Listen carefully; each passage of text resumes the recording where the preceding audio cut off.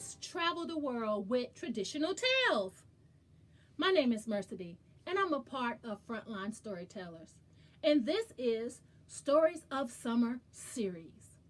I'd like to invite you to make sure that you're signed up for summer break. You can get that information at cmlibrary.org. You're going to hear from 3 storytellers today, myself, Mercy, and Becca and Carl. Let's get started.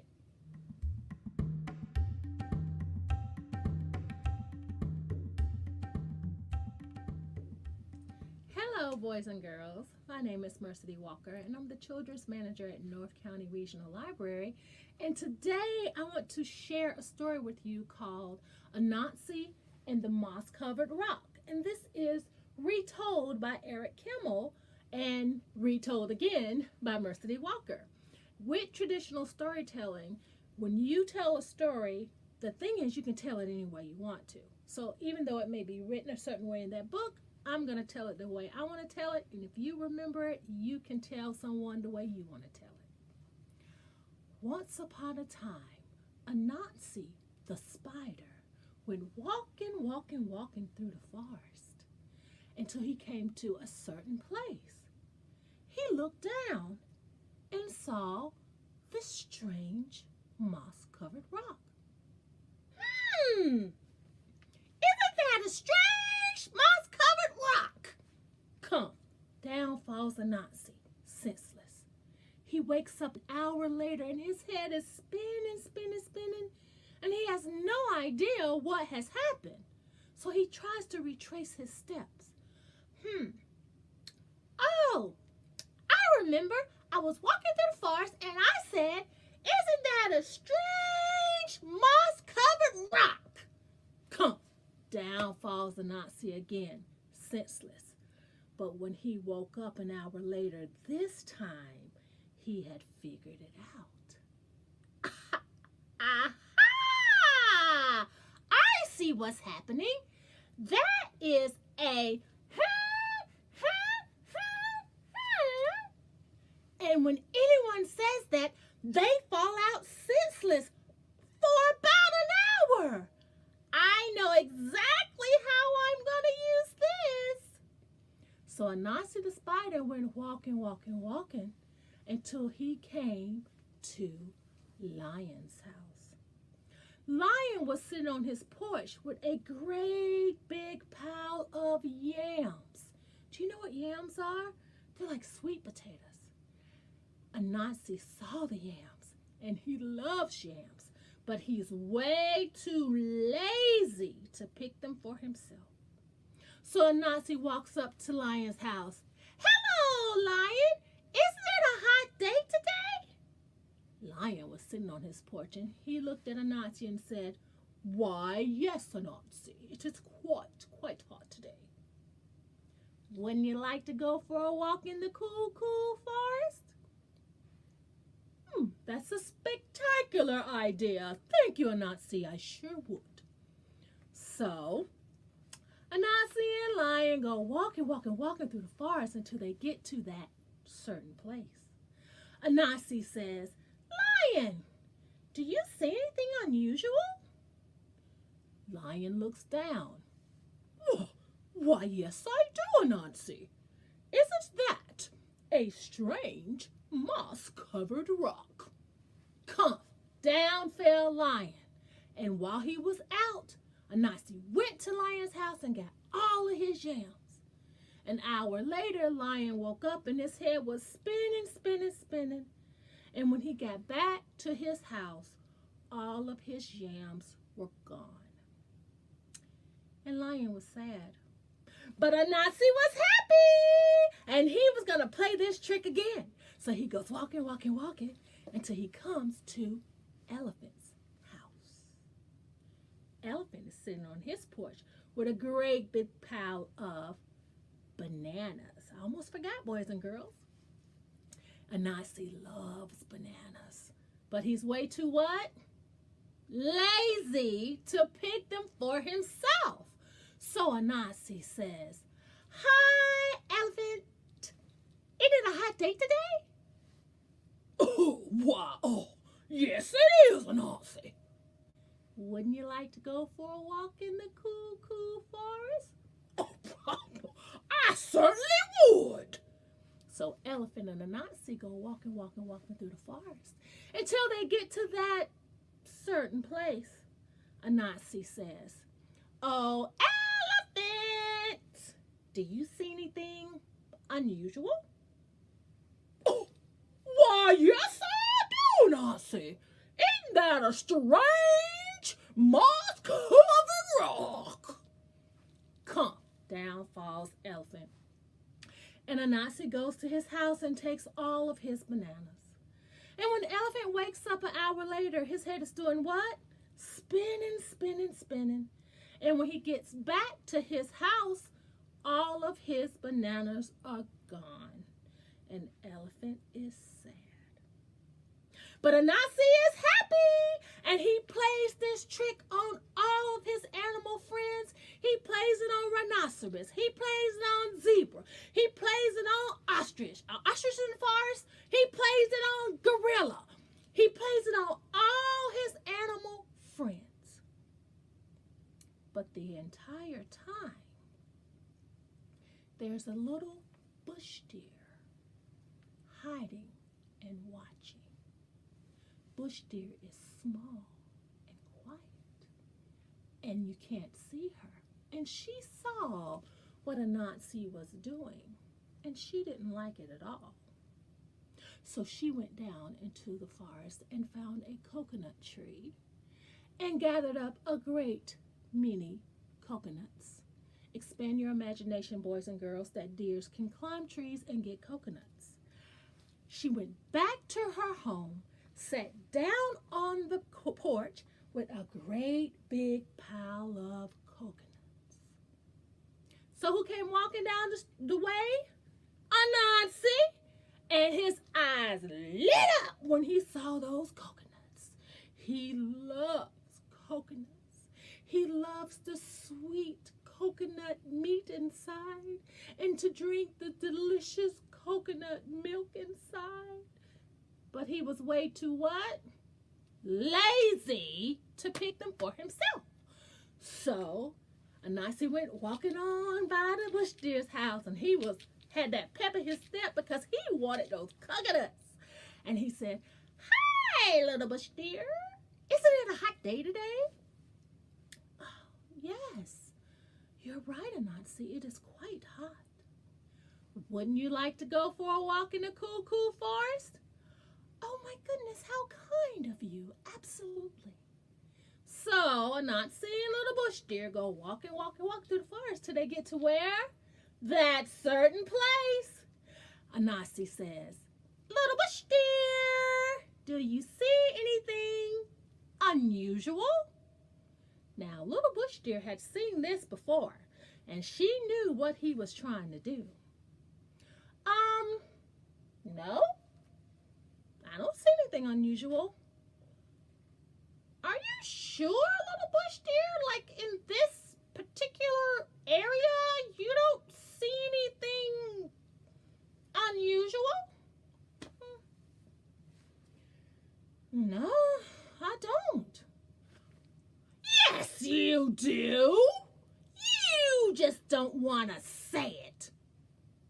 "Say what?" "You know." "Well, if it'll make you happy, Anansi, I'll say it." "You know." "Is that what you wanted me to say?" "No! You're supposed to say, 'Isn't that a strange moss-covered rock?' Come." Down fell Anansi, senseless. And little bush deer went and got all the animals that he had taken delicious food from, even that ostrich that's normally not in the forest. And when Anansi woke up, his head was spinning, spinning, spinning. And when he got back to his house, it was as empty as it was when he left it that morning. But if you think Anansi has learned his lesson, boys and girls, sorry to say, because he's playing tricks this very day.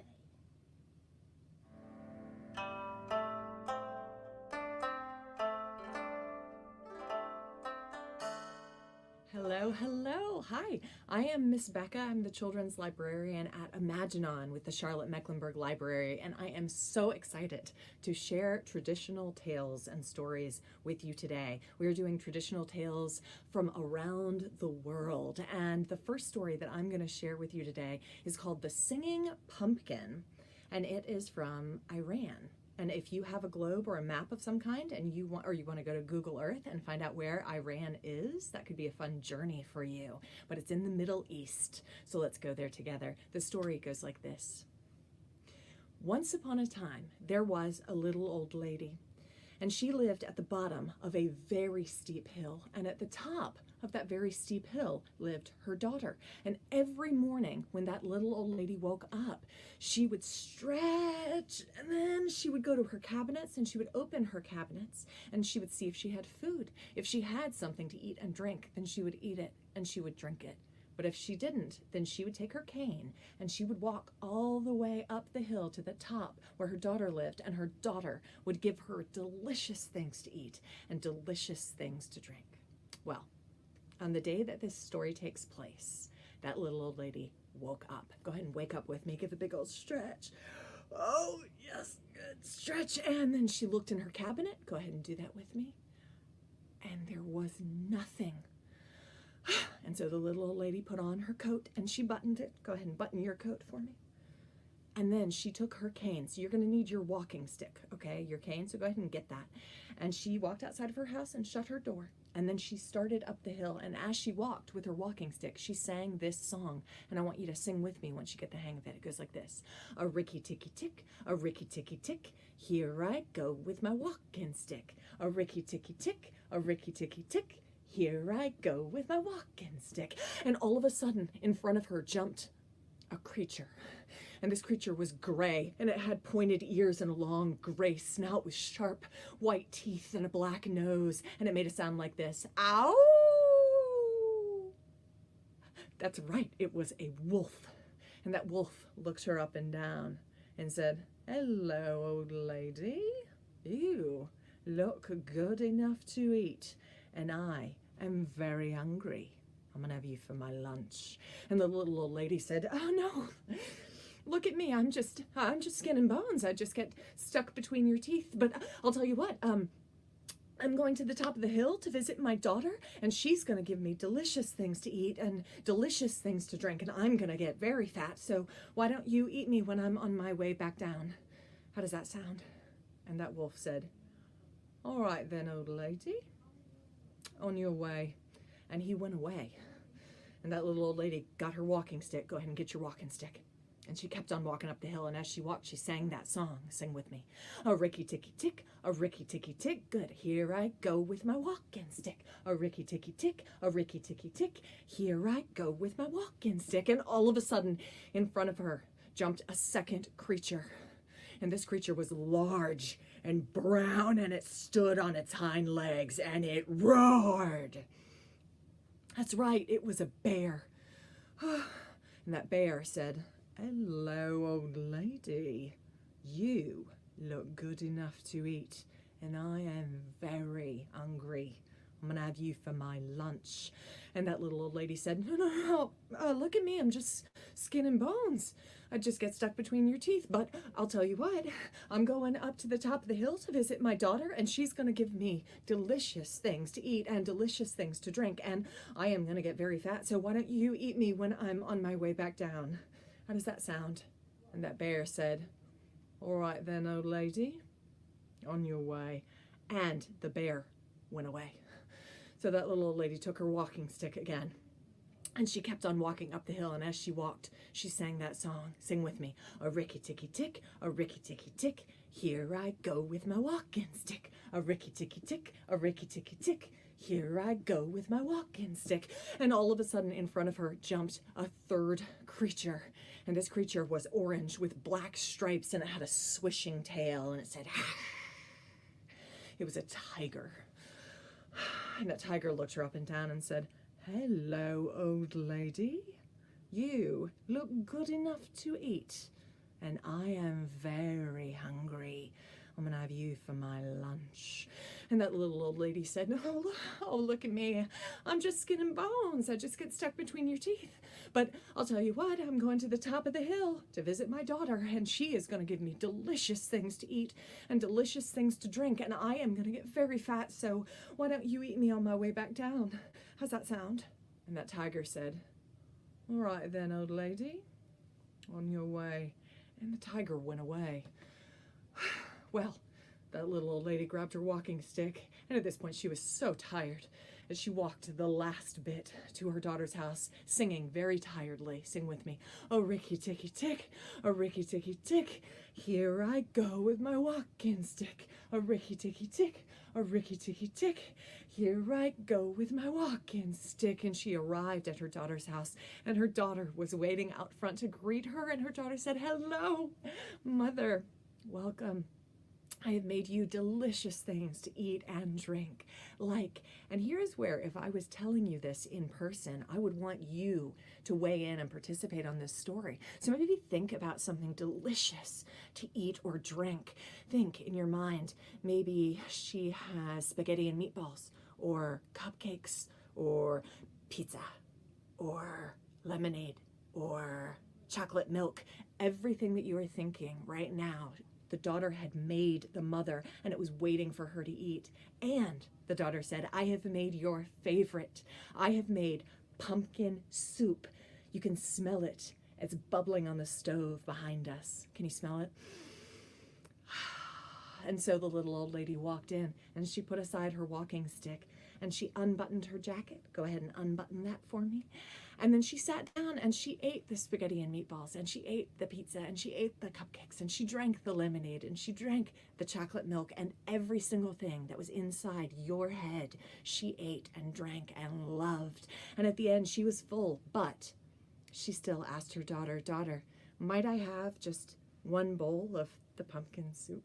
And her daughter said, of course, you are my mother. And she gave her a bowl of the pumpkin soup. Can you go ahead and get that bowl? And then she tasted it. Can you taste it with me? She tasted it again. And then she gobbled it up. And then she said, daughter, might I have just one more bowl of the pumpkin soup? And her daughter said, of course, you are my mother. And her daughter gave her another bowl of soup, and the little old lady tasted it. Go ahead and taste it with me. And she tasted it again. And then she gobbled it up. Well, at this point, her belly was completely full. She had to unbutton the button on her skirt to make room for her belly. She was so full. And she put on her jacket, and she buttoned it up. And she thanked her daughter, and she took her walking stick and reached for the door, when all of a sudden she remembered what was waiting for her as she walked outside. Do you remember what was waiting for her? Yes, that's right, the three creatures. And she told her daughter what had happened, and the daughter looked around in a panic for anything that could help her mother. And then she said, oh, mother, I have the giant empty shell of the pumpkin from making the pumpkin soup. If you can fit yourself inside the pumpkin shell, I can roll you down the hill inside the pumpkin, and you can get home safely. What do you think? And the little old lady said, all right. And so the little old lady climbed inside the pumpkin, and she brought her walking stick in with her and crouched down, and her daughter put the lid on, melted some wax to seal it shut, poked some holes for her mom to be able to breathe, and then rolled the pumpkin to the door and rocked and gave the pumpkin a shove. And the pumpkin started rolling down the hill, and as it rolled, it picked up speed. And from inside the pumpkin, the little old lady sang this song, and I want you to sing it with me once you get the hang of it. It goes like this. Here I come, in my pumpkin, here I come, faster, here I come, in my pumpkin, here I come, in my pumpkin, here I come, bam! She crashed into the third creature, the one that was orange with black stripes. Yes, the tiger. That's right. And that tiger sniffed at the pumpkin. And it said, looks like a pumpkin, but it smells like an old lady. And from inside the pumpkin, the little old lady said, "No, no, no, I'm not a little old lady. I'm just a pumpkin rolling my way back home." And the tiger sniffed at the pumpkin again and said, "All right then, pumpkin, on your way." And the tiger gave the pumpkin a shove. And as the pumpkin rolled, it picked up speed. And from inside the pumpkin, the little old lady sang this song. You ready? Here I come, in my pumpkin, here I come, here I come, here I come, in my pumpkin, here I come, faster, here I come, in my pumpkin, here I come. Bam! She ran into the second creature, which was the big brown bear. That's right. And the bear sniffed at the pumpkin. And it said, "Looks like a pumpkin, but it smells like an old lady." And from inside the pumpkin, the little old lady said, "No, no, no, I'm not a pumpkin. I'm not a little old lady. I'm just a pumpkin rolling my way back home." And the bear sniffed at the pumpkin again and said, "All right then, pumpkin, on your way." And the bear gave the pumpkin a shove. And the pumpkin started to roll. And as it rolled, it picked up speed. And from inside the pumpkin, the little old lady sang that song like this. Here I come, in my pumpkin, here I come, in my pumpkin, here I come, in my pumpkin, here I come. Bam! She ran into the third creature, or the first creature, which was, ow! Yes, the wolf. And that wolf sniffed at the pumpkin. Looks like a pumpkin, but it smells like an old lady. From inside the pumpkin, the little old lady said, "No, no, no, I'm not a little old lady. I'm just a pumpkin rolling my way back home." But that wolf was a cunning wolf. And that wolf sniffed at the pumpkin again. Smells like an old lady, and I'm willing to wager it tastes like an old lady too. And that wolf began to claw at the pumpkin. Clawing in from inside, the little old lady heard the claws scrabbling on the outside of the pumpkin. And that wolf continued to scratch and to claw until the lid got loose. And the wolf put its nose under the edge of the pumpkin and popped the lid off. And then the little old lady popped out of the pumpkin, took her walking stick and bopped the wolf on the nose. And the wolf ran off, howling, "Ow, ow, ow, ow, ow!" And that little old lady climbed out of the pumpkin. And she pulled out her walking stick, and she walked the last bit of distance to her home with that walking stick. Get your walking stick and walk with me. You ready? A ricky-ticky-tick, a ricky-ticky-tick. Here I go with my walking stick. Again, a ricky-ticky-tick, a ricky-ticky-tick. Here I go with my walking stick. And she arrived at her home and went inside and shut the door. And she was never bothered by those three creatures ever again. And that is the story of the singing pumpkin.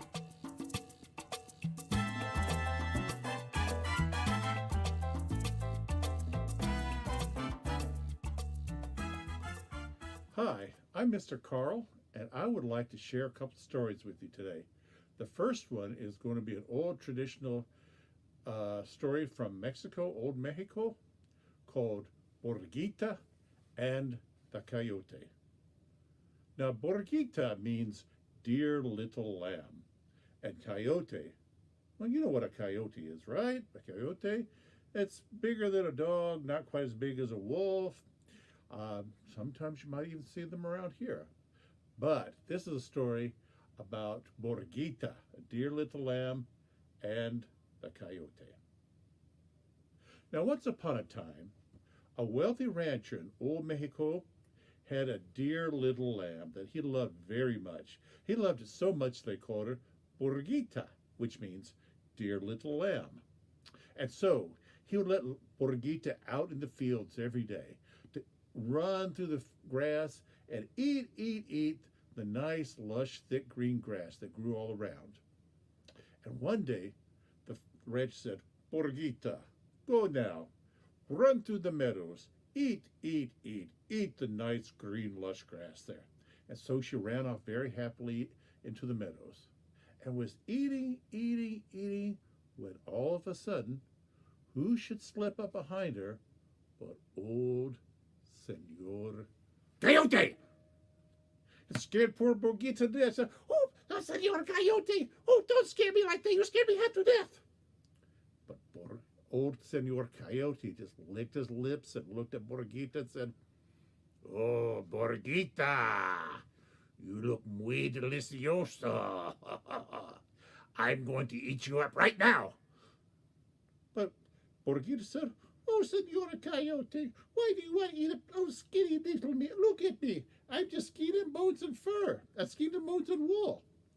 I tell you what, you come back here 3 days from now and let me eat. And then I'll be nice and way gorda, big and fat for you. So there'll be more Borgita for you to eat." "Well, not. Oh, come on, Senor Coyote." "Bien. All right. You eat. Get good and big and fat. Then come back in 3 days and eat you up." And with that, Senor Coyote ran off, and Borgita just ran through the field, just laughing and laughing. And so, sure enough, 3 days later, Borgita was out running through the meadows, stopped to eat some nice lush green grass, when all of a sudden, who should sneak up behind her but old Senor Coyote. "Oh, Coyote, I told you not to scare me like that. You scared me half to death." But Senor Coyote looked at Borgita, licked his lips. "Borgita, you look even more delicioso. I'm going to eat you up right now." But she said, "Oh, Senor Coyote, why do you want to eat up a little lamb like me? But my master says I'm spoiled. No, I know something tastes even better than little lamb." "Okay, what?" said Senor Coyote. What could be better than little lamb?" "Oh, it's something called queso, cheese." "What? I've never heard of this. Cheese. Oh, it's wonderful. It's big and round and yellow, and my master likes to crumple it up in his tacos." Oh, I like tacos. Okay, tell me where I can find this cheese." "Well, come to the big pond at midnight tonight, and I show you big, roundest thing you ever did see." "All right," said Coyote. You better be there." "Oh, I'll be there all right. Don't worry." So Senor Coyote ran off, and Borgita ran off the other way, just laughing and laughing and laughing. And so, sure enough, at midnight that night, there was Borgita on the shores of the big lake, when who should come up behind her but old Senor Coyote. "I told you not to do that. I didn't jump to the water there. You scared me half to death." Senor Coyote said, "All right, Borgita, where is this cheese?" And Borgita picked up one of her front legs and pointed out into the middle of the lake. And Senor Coyote looked, and sure enough, in the middle of the lake was floating something big and round and yellow. Oh, it looked so good that he jumped right in the water, swam right out to it, got out, there it was. Big, round, yellow. It looked so good that he opened up his mouth and went snap. And what do you think he got there? Do you think he got a mouthful of cheese? No, of course not. What do you think he got? A big mouthful of water. What do you think there was out there in the big lake? It was the moon. You're absolutely right. Borgita knew that in 3 days from now the moon would be full and reflecting on that lake. And she thought, well, it worked, didn't it? But Senor Coyote got very mad. He said, "Oh, Borgita, are you trying to drown me?" And he swam back out to the shore, shook himself dry, but looked around for Borgita, but she was nowhere to be seen. All he could hear was way off in the distance. He could hear, Borgita was laughing at the trick she had played on old Senor Coyote. And Senor Coyote said, "Oh, Borgita, I am so mad at you."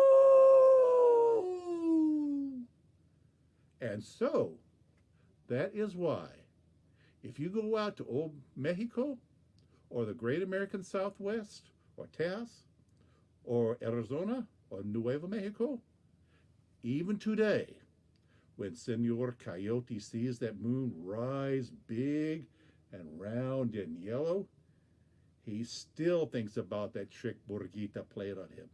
And he's still angry. And he still says, "Oh, Borgita, I am so mad at you." And that is the story.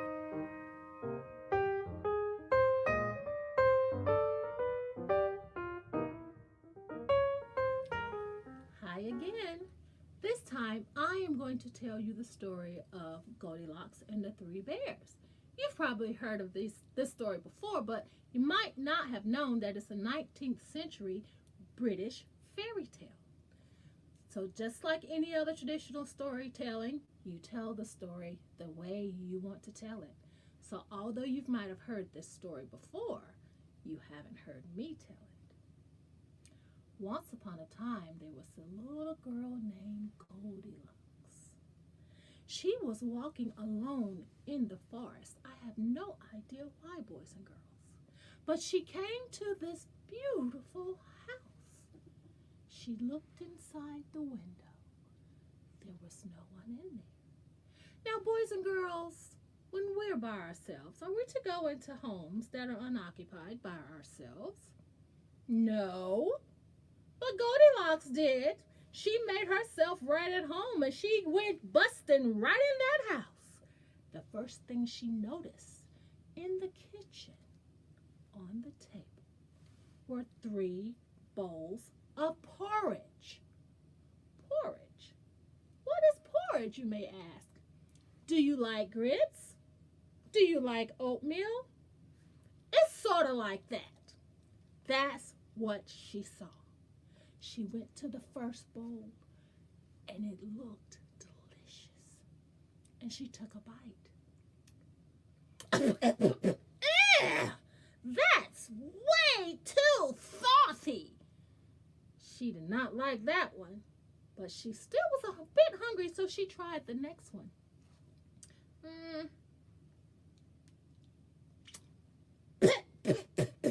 That's too cold. So she had one more try, and it was the smallest bowl. And she took a bite. Cinnamony. And she ate the entire bowl of porridge. When she was full, she began to explore the rest of the house. She looked over there. That looks like a sewing room. She wasn't interested in sewing. She looked over here. That's a library. Who wants to go in there? Then she saw over here was a living room. And in the living room were 3 chairs. She walked up to the first chair and had a seat. Oh, this chair's too hard. And she got out of that chair. She walked to the second chair and sat down. Ooh. This chair is too soft and I'm trapped. So she got out of that chair. And then she saw the third smaller chair. And she sat down in that chair. I like the way this feels on my bottom. And she sat in that chair until it broke. Oh, well, said Goldilocks. And she continued to explore. So she'd seen all the rooms on this floor, so she decided to go upstairs. She went upstairs. Then she looked over here. That room has a whole bunch of boxes in there. They need to unpack. Then she looked in that room, and it had a bunch of fishing gear and stuff. I don't want that. Then she saw a bedroom. Now her belly was full. She was good and relaxed from having sat in that comfortable chair. And she was a little sleepy. So she tried the first bed. Achoo! Wait. Oh. Achoo! Oh! She was allergic to something in that first bed. Then she lay down in the second bed. This bed is going to give me a crook in my back. So she didn't like that second bed.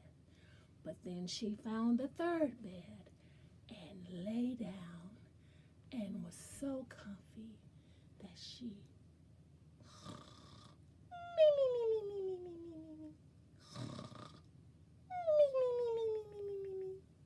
and she fell asleep. Well, guess who came home? The reason why the house was empty is because the bears were waiting for their porridge to cool. And they figured enough time had passed, so they came on back. They walked into the kitchen, and they saw the bowls had been disturbed. Papa Bear said, somebody has been eating my porridge. And the mother bear, she saw that her porridge had been disturbed. Well, I don't want to be rude, but somebody has obviously been eating my porridge. And the little baby bear saw her bowl.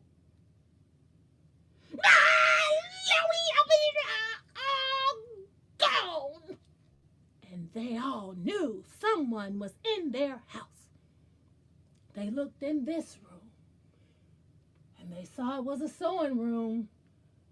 No one wants to go in there. Then they looked this way. They didn't see anybody in the library. Then they went into the living room. Papa Bear said, somebody has been sitting in my chair. And then the mother bear, she saw that her chair had been sat in. Oh, my goodness. I declare these people are just, who does that? Who goes sit in people's chairs? Who does that? Then the baby bear saw her chair. Broke! So they were livid, which means mad, and they decided to go upstairs and see if they could find the person who had entered their house. So they run up the stairs. They looked this way. They saw the room with the boxes. They looked this way. They saw the room with the fishing gear. Then they saw the bedroom. And they went into the bedroom. And Papa Bear said, somebody has been sleeping in my bed. And then the mother bear said, now, I leave the pillows on my bed just so, and somebody has definitely been sleeping in my bed. The nerve. And then the baby bear.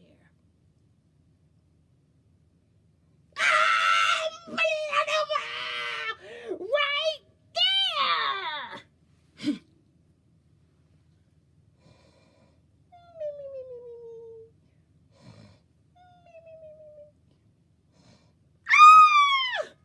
fox woke up and saw the bears peering down at her. She ran out of the house as fast as she could.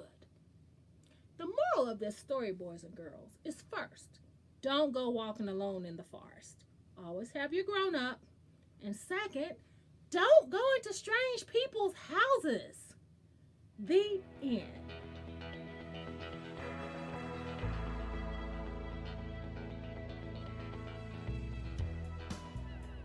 Hello again. The next story that I am going to share with you today, as we share traditional tales from around the world, is from Zimbabwe. So again, if you want to go to Google Earth, or if you want to find a map or a globe and find Zimbabwe, it's in Africa. And this story is called The Tree of Life. And there are many versions of this story. And the version that I am going to tell you, I actually learned from an Irish storyteller named Claire Murphy. And I hope you love it as much as I do, The Tree of Life. It was a long, long, long, long time ago. And it was the middle of the jungle. And there was a drought. There was no food. There was no water. All of the plants were dying, and the animals were very worried. They were starving to death. And so for one day, they decided to put aside all of their animosity of who chases who and who hunts who, and to come together and put their heads together for an idea of what they could possibly do to survive this disaster. And they tossed out idea after idea, but nothing seemed to work until all of a sudden the giraffe said, I seem to remember that there was a magic tree of some kind somewhere here in the jungle. And the monkey said, yeah. No, I know where that magic tree is. Follow me, it's this way. And the monkey ran off, and the giraffe and all the other jungle animals followed the monkey until he got to the base of a big, magnificent tree with all of its leaves closed tight as fists above them. And as they marveled at the tree, the monkey said, yeah, this is the magic tree, and all we have to do is call it by its name, and all of those leaves will open, and all of the fruit in the entire world will pour out on top of us, ripe and ready to eat. Pretty cool, huh? And the other animals waited and looked pointedly at Monkey until Monkey said, "What? Oh no, I don't know the name of the magic tree." And they said, "Monkey." And he said, "What? At least I knew about the tree." And so they decided surely one of them would know the tree's name or be able to figure it out. And so one of them said, "Magic tree." Nothing happened. "Magic fruit tree." Nothing happened. "Herbert." Nothing happened. And they called out name after name after name, and nothing worked. I'm going to try this with you right now. I'll give you an opportunity because maybe you have a guess. Maybe you want to guess the name of the magic tree. So on the count of 3, think of a name right now. Maybe it's your name. Maybe it's a family member's name. Maybe it's a pet's name. Maybe it's a made-up name. But on the count of 3, I want you to try your best guess, and let's see if it opens the tree. You ready? 1, 2, 3. That didn't work. Do you want to try one more? On the count of 3, think of one more name. And on the count of 3, I want you to go ahead and shout that name out, and let's see if it opens the magic tree. 1, 2, 3. No. And just like you, the animals tried name after name after name, and nothing worked. And finally, one of them said, "You know what? There are the wise spirits that live in the cave at the top of Mount Kilimanjaro. Yeah, and they have been around since the beginning of time. They know everything. They will know the name of the magic tree. What we need to do is we need to send our fastest animal to the top of Mount Kilimanjaro to ask the spirits of the cave." And all the animals thought that was a wonderful idea. They would send their fastest animal. And right away, Cheetah started limbering up, and she was ready to go, but they were all interrupted by a roar that came from the other side, and they turned to look, and it was the lion, and he shook out his mane, and he said, "You're right, I am the fastest animal. Thank you for noticing. I we'll go. And he started pounding up the side of Mount Kilimanjaro with his powerful, powerful paws. And he ran until he got to the top of Mount Kilimanjaro, and he saw the cave, and he stuck his head in. It took him a full day to get to the top of Mount Kilimanjaro. He stuck his head into the cave and said, "Spirits of the cave, speak to me. Tell me the name of the magic tree." And the spirits of the cave loved a good rhyming couplet, and so they were tickled by that, and they said, "Ooh, okay, Lion, the name of the magic tree is Awangalima." And the lion said, "Awangalima? Yeah, we never would have gotten that." And with the name in his head, he turned around and started pounding back down the side of Mount Kilimanjaro, and all he could think about was what a hero he would be to all of the jungle animals for saving them and knowing the name of the tree. And as he was running, he decided to stop and roar his triumph, and he slammed his powerful paws down into the side of the mountain to give a roar. But before he could even lift his head, little did he know, he slammed his paws down into a nest of scorpions. And the scorpions swarmed his body immediately, and they were on his mane and his face and his back and his hindquarters and his legs and his tail. And he was flinging and kicking and kicking and flinging, and they were stinging and biting and stinging. And he flung and he kicked and he kicked and he flung, and they bit and they stung and they bit and they stung. And it took 2 hours before he finally flung the last scorpion off of him. And he was in so much pain, and he limped his way back down the rest of Mount Kilimanjaro and into the center of the jungle, where the other jungle animals were waiting, weak on the ground. And they lifted up their heads when they saw him coming, and they said, "Hopefully, Lion, tell us, did you get the name of the magic tree?" And Lion said, "Oh, I did. The name of the magic tree is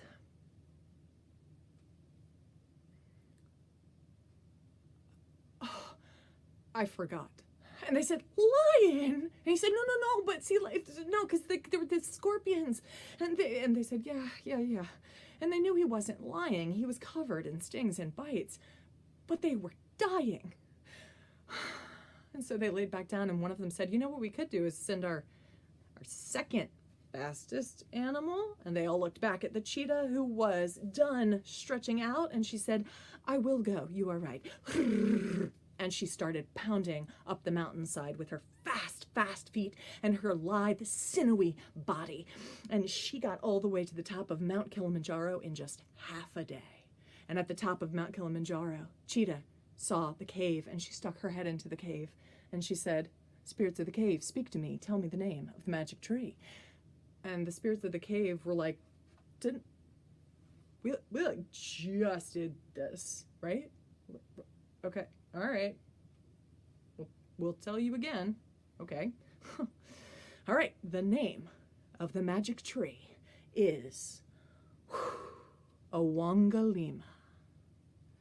And the cheetah said, Awangalima? Yeah, we never would have guessed that. And with the name in her head, she turned around and started sprinting down the side of the mountain again. And like Lion, all she could think about was how proud all of the other animals would be of her, and what a hero she would be in the jungle community for having saved everyone. And she wanted to take a moment just to bask in the glory of this image, so she slammed her paws down onto the side of Mount Kilimanjaro to lift her face to the sun. But little did she know, she had slammed her paws down into a nest of fire ants.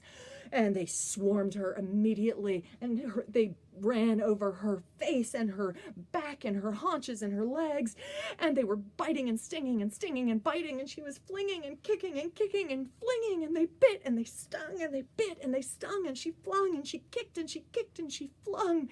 And it took 2 hours until the last fire ant was flung away.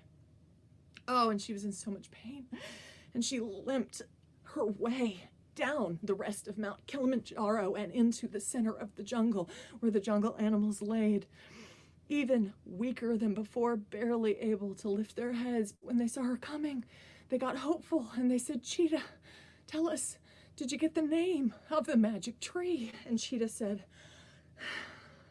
"I did. The name of the magic tree is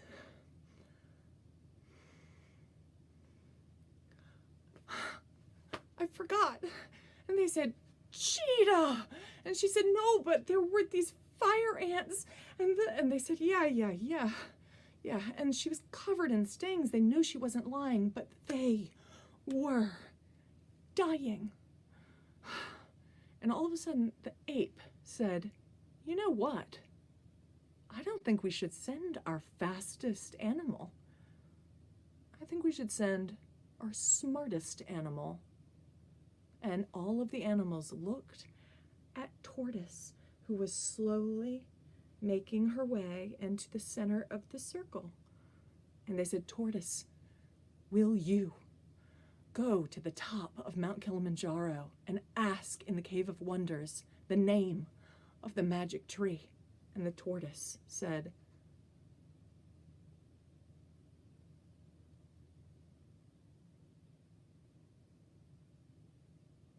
yes.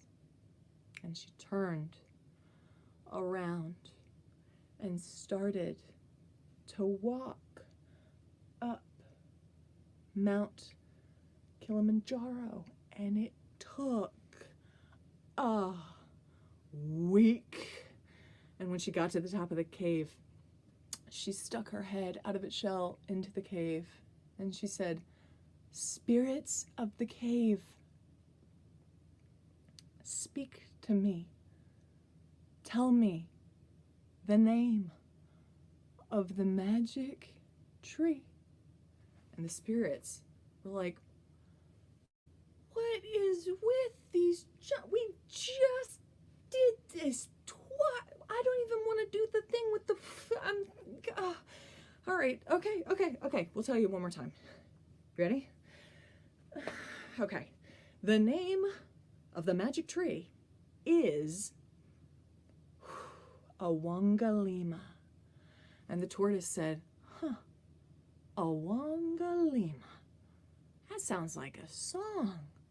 Thank you. And then she turned around and started walking down Mount Kilimanjaro.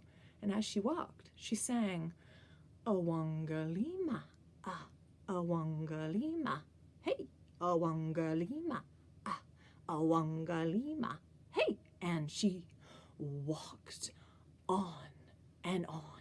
Awangalima, Awangalima, hey, Awangalima, Awangalima. And she passed the scorpions. Awangalima, Awangalima, Awangalima, Awangalima. And she passed the fire ants. Awangalima, Awangalima, Awangalima, Awangalima. And she arrived in the center of the jungle, where all of the jungle animals tried to lift their weak heads and couldn't. Tortoise, they said, with what might as well have been their last breath, tell us, did you get the name of the magic tree? And the tortoise said, yeah, the name of the magic tree is Awangalima. And all of a sudden, every part of that tree burst open, and all of the fruits in the world poured out, ripe and ready to eat. Papayas and guavas and mangoes and pineapples and strawberries and peaches and bananas and passion fruit. Every fruit you could think of, and every bit of it was so ripe. It was like eating and drinking at the same time. And the animals ate until they couldn't eat anything more. And as they sat down, completely full and happy, they napped in peace, and every single one of the jungle animals to this day remembers Tortoise as the smartest of them all. And that story is The Tree of Life from Zimbabwe.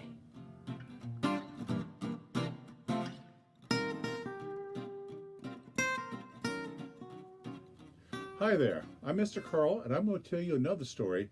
This one is from Eastern Europe, what is now Ukraine. It is a story of Herschel from Ostropol.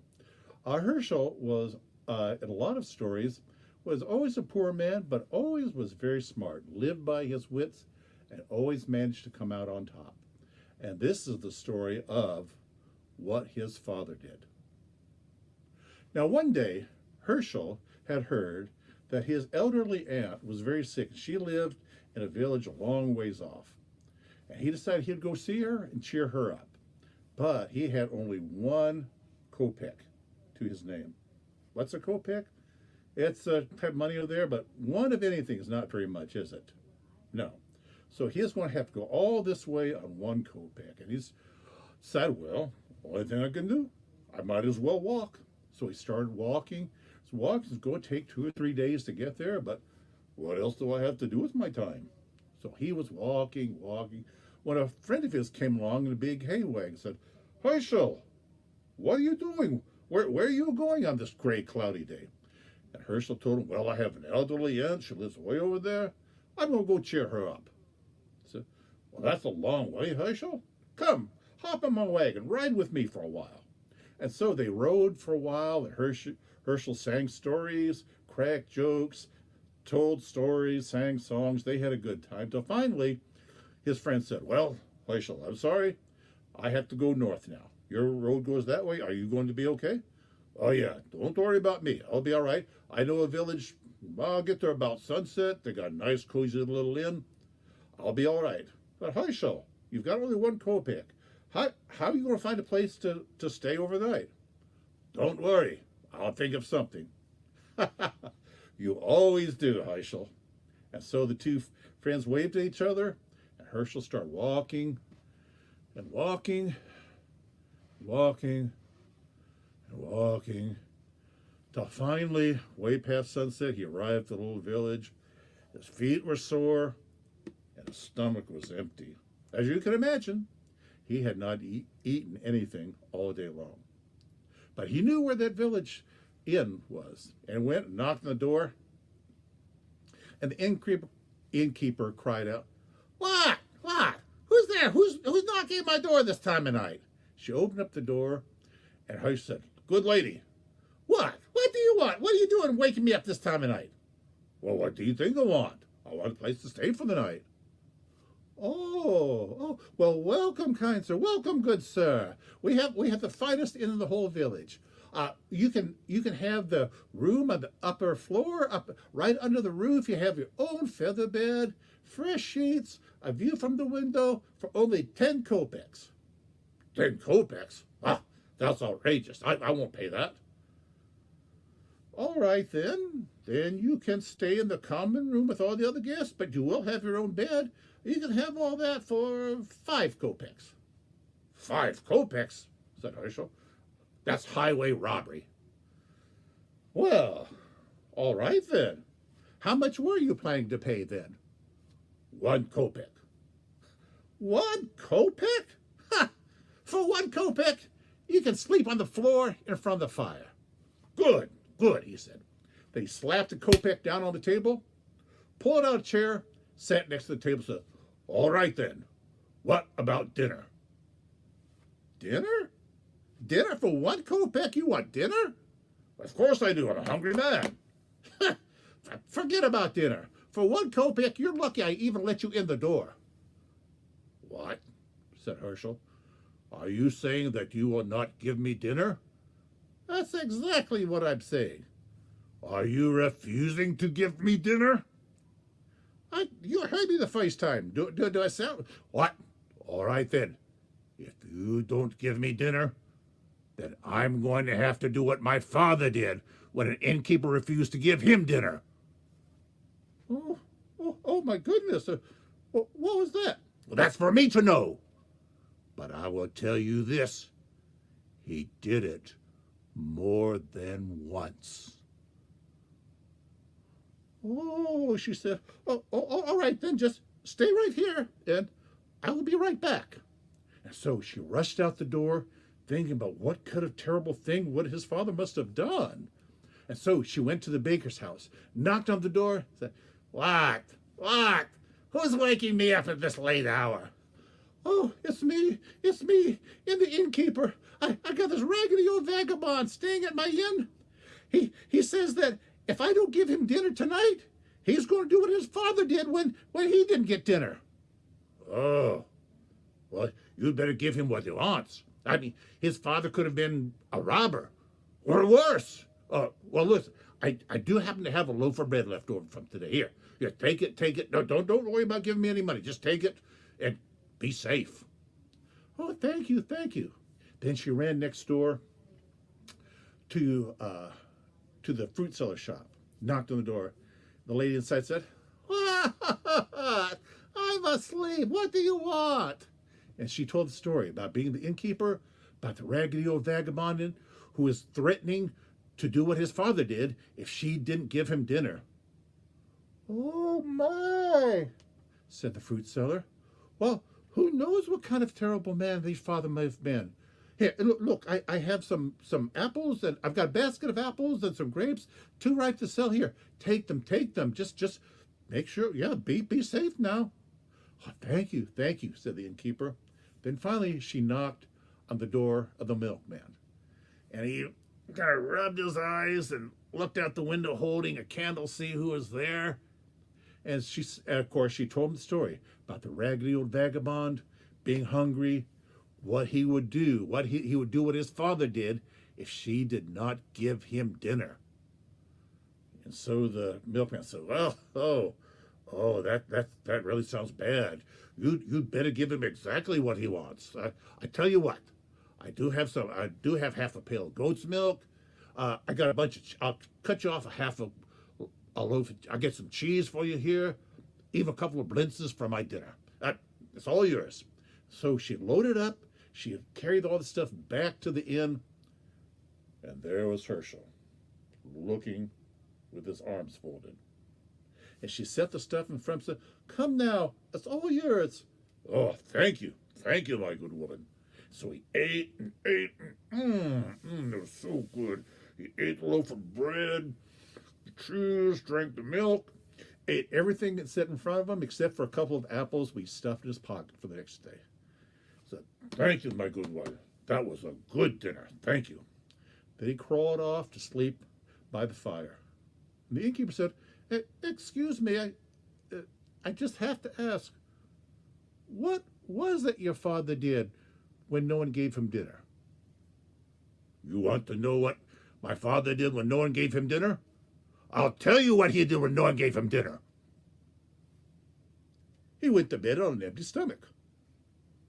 And you can believe me, he did it more than once." And that's the story of what his father did.